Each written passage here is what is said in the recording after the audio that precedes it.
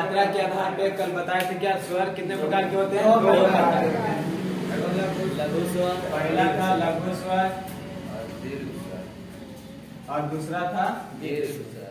दीर्घ स्वर। और ये भी बताए थे कि लघु स्वर का दूसरा नाम होता है क्या? ह्रस्व स्वर, ह्रस्व या तो मूल स्वर। और दीर्घ स्वर को हम गुरु स्वर के नाम से भी जानते हैं।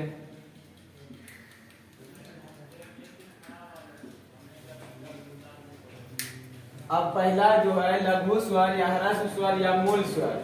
तो मूल स्वर की संख्या होती है 4। ये होता है आ, ई, उ, री।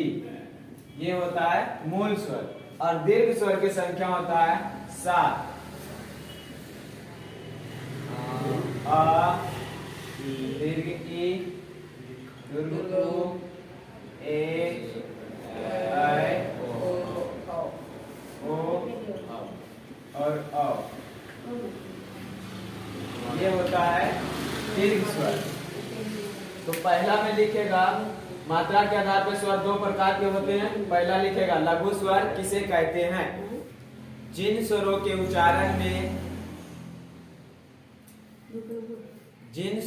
उच्चारण में बहुत कम समय लगता है। जिन स्वरों के उच्चारण में बहुत कम समय लगता है उसे लघु स्वर कहते हैं। या जिन स्वरों के उच्चारण में एक मात्रा का समय लगता है, एक मात्रा का समय लगता है, उसे लघु स्वर कहते हैं। इसकी संख्या 4 होती है। ये उदाहरण लिख लो। आ, ई, उ, री। दूसरा लिखो दीर्घ स्वर या गुरु स्वर। जिन स्वरों के उच्चारण में लघु स्वर से दुगने समय लगते हैं उन्हें दीर्घ स्वर कहते हैं। जैसे हम लिख लो कौन कौन। कहीं पर यह भी मिलेगा कि मात्रा के आधार पर स्वर दो प्रकार के होते हैं, लेकिन उसमें रहेगी लघु मात्रा और दीर्घ मात्रा। समझिए जैसे यहाँ पे लघु स्वर है, मात्रा के आधार पे ही है तो लघु स्वर है, और ये यहाँ पे रहेगा क्या? लघु मात्रा। और यहाँ पे दीर्घ स्वर है लेकिन दीर्घ मात्रा रहेगा। तो बात वही है, दोनों एक है, मात्रा के आधार पे है लघु मात्रा और दीर्घ मात्रा। इसका उच्चारण करने में बहुत कम समय लगता है। जैसे अ, ई, उ, री। इसका उच्चारण में इसे दुगना समय लगता है। आ, ई, उ, ए, ऐ, ओ, औ। समझ में? तो इसका उच्चारण जो है उससे दुगना समय में होता है। पहला हो गया क्या? मूल स्वर, और दूसरा हो गया दीर्घ स्वर। डायरेक्ट लिखो क्या? दीर्घ स्वर। दीर्घ स्वर तो देखो ये उत्पत्ति के आधार पे है। मूल स्वर कहने का मतलब कि जिसका जन्म जिस रूप में हुआ है और वो स्वर उस प्रकार से ही अभी तक विद्यमान है, उसी प्रकार से स्थिर है, तो उसे हम रखेंगे मूल स्वर में। जैसे इसको हम रखेंगे आ, ई, उ, री। ये है मूल स्वर। अब ये है दीर्घ स्वर। दीर्घ स्वर है अब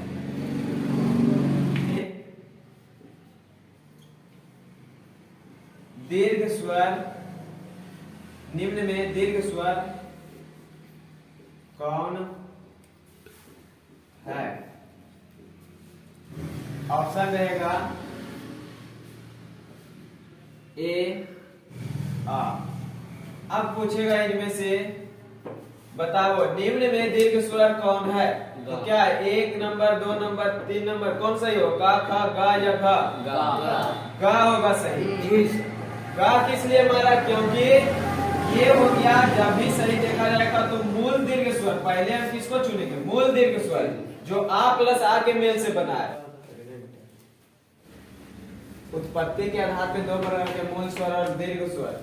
मूल स्वर में आ, एक मिनट लिख दो आई उ, री। दीर्घ स्वर में है आ, ई, उ,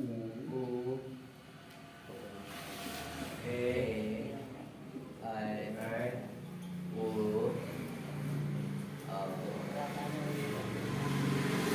अब इसके अंदर है एक मूल दीर्घ स्वर।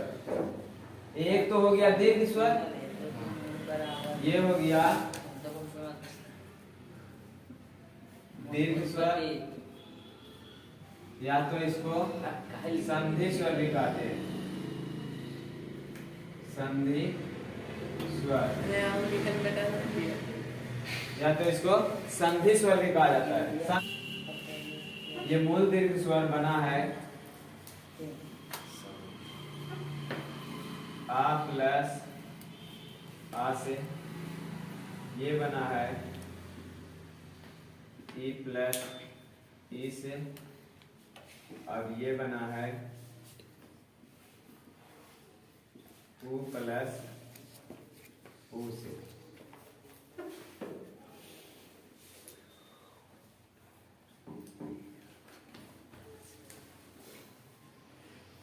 और इसको जो है, इसको कहा जाता है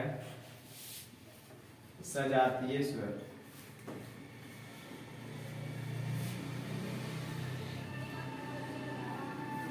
सजातीय स्वर, और इसको कहा जाता है विजातीय स्वर।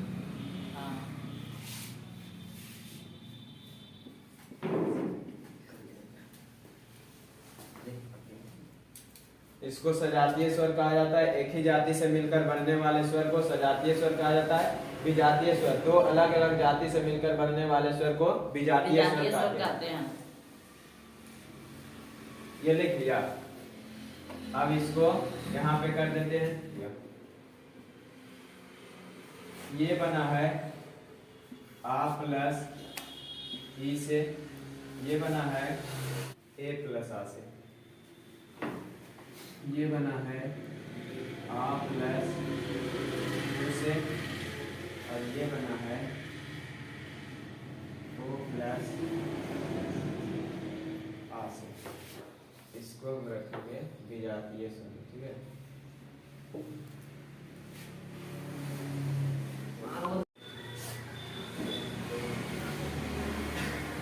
जीव के प्रयोग के आधार पर स्वर तीन प्रकार के होते हैं। पहला अग्र स्वर, दूसरा मध्य स्वर, तीसरा पश्च स्वर। पहला अग्र स्वर किसे कहते हैं? तो अग्र स्वर जिन स्वरों के उच्चारण में हम जीव के अगले हिस्से का प्रयोग करते हैं उन्हें अग्र स्वर कहते हैं। जैसे में ई, ए, ऐ। दूसरा है मध्य स्वर, जिन स्वरों के उच्चारण में हम जीव के मध्य वाले यानी बीच वाले भाग के प्रयोग करते हैं उसे क्या कहते हैं? मध्य स्वर कहते हैं। जैसे में अ, यानी इसका उच्चारण करने में हमारे जीव का जो है बीच वाला भाग जो है थोड़ा सा फैलेगा। और पश्च स्वर, जिन स्वरों के उच्चारण में हम जीव के पिछले भाग का प्रयोग करते हैं उन्हें पश्च स्वर कहते हैं। जैसे आ, उ, आओ। और ये यहाँ से होता है अग्र स्वर। अग्र स्वर में ये चलाएगा सब, और ये आ गया बीच वाले मध्य स्वर, और ये हो गया पश्च स्वर, यानी यहाँ से बोला जाता है ये पिछले भाग से।